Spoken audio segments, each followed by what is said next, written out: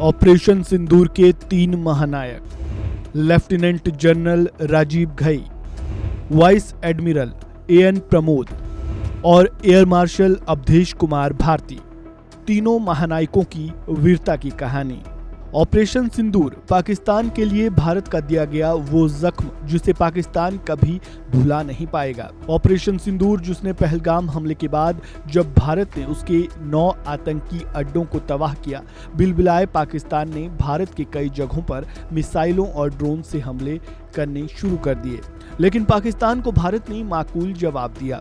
11 मई को ऑपरेशन सिंदूर की full report देश के 3 महानायकों ने सुनाई। ये तीनों महानायक सैन्य अधिकारी हैं जिनके नाम lieutenant general Rajiv Ghai, vice admiral an Pramod और एयर मार्शल अवधेश कुमार भारती हैं। ऑपरेशन सिंदूर के बारे में जल, थल और वायुसेना के दमखम के बारे में इन तीनों महानायकों ने बताया। हम इस वीडियो में इन तीनों महानायकों के बारे में बताएंगे। तो चलिए जानते हैं देश के इन तीनों महान वीरों की क्या है कहानी।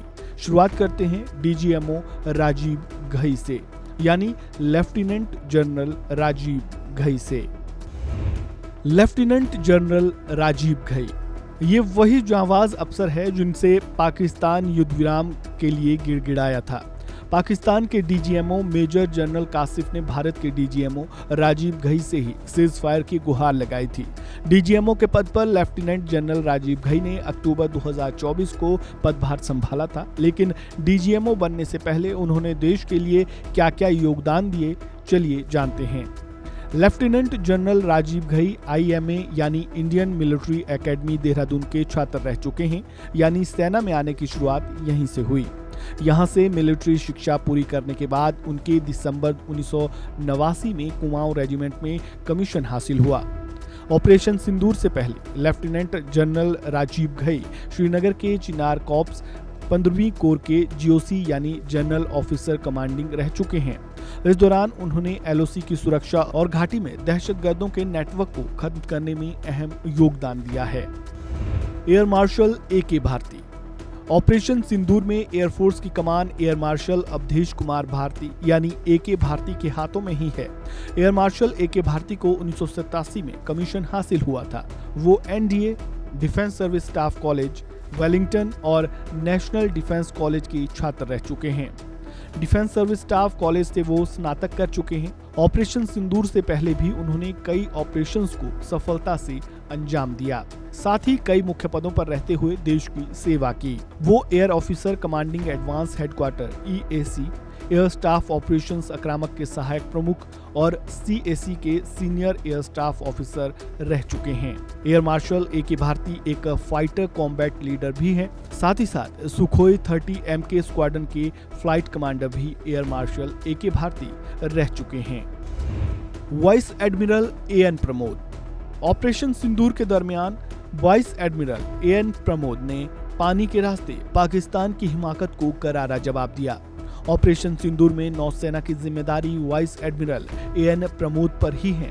15 जनवरी 2024 को उन्होंने नौसेना संचालन महानिदेशक यानी डीजीएनओ पद संभाला था, लेकिन नौसेना में उनकी एंट्री गोवा के नौसेना अकादमी के 38वें इंटीग्रेटेड कैडेट कोर्स को कंप्लीट करने के बाद हुई थी। 1 जुलाई 1990 को वाइस एडमिरल एएन प्रमोद को भारतीय नौसेना में कमीशन हासिल हुआ था। वो फ्लैग ऑफिसर कैट ए, सीकिंग एयर ऑपरेशंस ऑफिसर हैं और कम्युनिकेशंस और इलेक्ट्रॉनिक वॉर स्पेशलिस्ट भी हैं।